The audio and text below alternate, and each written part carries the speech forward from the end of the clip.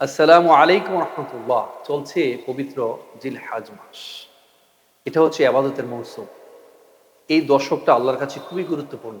আল্লাহ সুবহানাহু ওয়া তাআলা পবিত্র কোরআনের সূরা ফজরের ২ নং আয়াতে বলেছেন, ওয়ালা ইয়ালিন আশর, শপথ ১০ রাতের।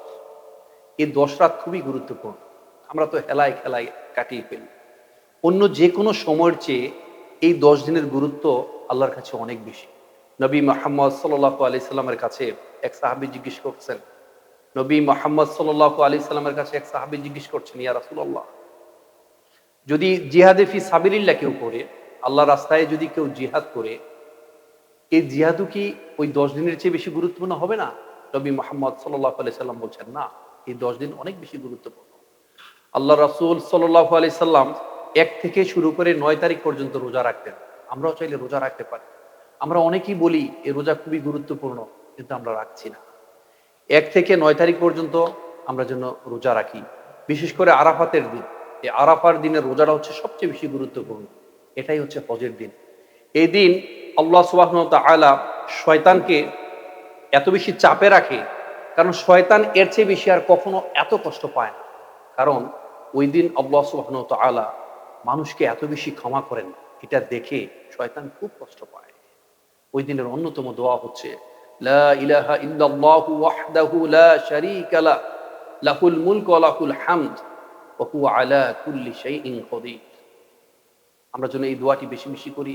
এই ১০ দিন যেন আমরা রোজা রাখি, নফল নামাজ পড়ি, ইস্তেগফার করি, দরুদ পড়ি, বিভিন্ন ধরনের মাসনুন দোয়াগুলো সবসময় পড়তে থাকি। এটা হচ্ছে ১০ দিনের বিষয়। পাশাপাশি আমাদের এই যে ইবাদত, এই যে কুরবানি, এই কুরবানিটা যেন হয় শুধুমাত্র আল্লাহর সন্তুষ্টির জন্য। কারণ আমরা তো জানি আমাদের সকল আমল হচ্ছে আল্লাহর সন্তুষ্টির জন্য। আমরা বলি, কুল ইন্না সলাতি ওয়া নুসুকি ওয়া মাহইয়ায়া ওয়া মামাতি লিল্লাহি রাব্বিল আলামিন। আমার নামাজ, আমার কুরবানি, আমার জীবন, আমার মরণ সবকিছু আল্লাহর সন্তুষ্টির জন্য, আল্লাহর রাহে। আল্লাহ বলেছেন, ফাসল্লি ফাসল্লি ফাসল্লি লিরাব্বিকা ওয়ানহার, ফাসল্লি লিরাব্বিকা ওয়ানহার। এই যে আমাদের সালাত, আমাদের কুরবানি সবই তো আল্লাহর সন্তুষ্টির জন্য। আল্লাহ বলেছেন তোমাদের সালাত এবং কুরবানি আল্লাহর জন্য করার জন্য। তো আমরা যেন আল্লাহর সন্তুষ্টির জন্যই কুরবানি করি। কিন্তু কখনো যেন আমাদের মধ্যে এটা কখন না আসে, আমরা এত টাকা দিয়ে গরু দিয়েছি, এতটা গরু দিয়েছি, এত মন ওজন হয়েছে। না ভাই, আল্লাহর কাছে আসলে we are the luckiest one. আল্লাহর রহমত, বরকত, মার্সি এবং ব্লেসিংস এর ফলগুদারা আমাদের উপর প্লাবিত হচ্ছে অনেক বেশি। তার অন্যতম কারণ হচ্ছে, আগেকার দিনে আমরা সবাই জানি আকাশ থেকে আগুন আসতো। আগুন এসে ওই গরুটিকে, কুরবানির পশুটিকে জ্বালিয়ে দেওয়া হতো। তখন বুঝতে পারতো যে তার কুরবানিটা কবুল হয়ে গিয়েছে। এখন যদি আমরা সেই আকাশের আগুনের জন্য অপেক্ষা করতাম, অধিকাংশ মানুষ আতঙ্কগ্রস্ত থাকতাম, ভয়ে পালিয়ে বেড়াতাম।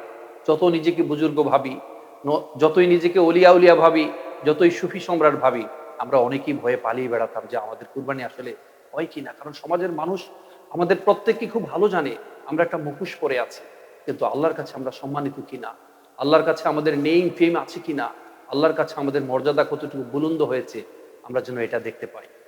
আমরা যেন এটা আল্লাহর কাছে আল্লাহর কাছে মান মর্যাদা কতটুকু বুলন্দ আছে, এটাই হচ্ছে সবচেয়ে বেশি লক্ষণীয়। সম্মানিত সুধী যারা আমাকে শুনছেন, আমি সর্বশেষ একটি কথা বলব। এই কুরবানি, এই এই কুরবানির পশুকে বধ করার আগে, এই কুরবানি পশুকে কুরবানি দেওয়ার আগে আমরা যেন আমাদের মনের পশুকে আগে বধ করি, আগে যেন মনের পশুকে কুরবানি করি। আল্লাহ আমাদের কবুল করুন। ত্যাগের মহিমায় উদ্ভাসিত হোক আমাদের প্রত্যেকের জীবন, সেই প্রত্যাশায়। আসসালামু আলাইকুম ওয়া রাহমাতুল্লাহ।